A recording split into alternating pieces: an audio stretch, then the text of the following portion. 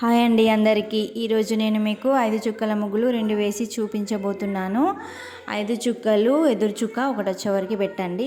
చిన్న వాకిలి వాళ్ళకి ముగ్గులు చాలా ఈజీగా వేయొచ్చు. చాలా సింపుల్గా అండ్ బాగుంటాయి. వీడియో పూర్తిగా చూస్తే మీకే అర్థమవుతుంది.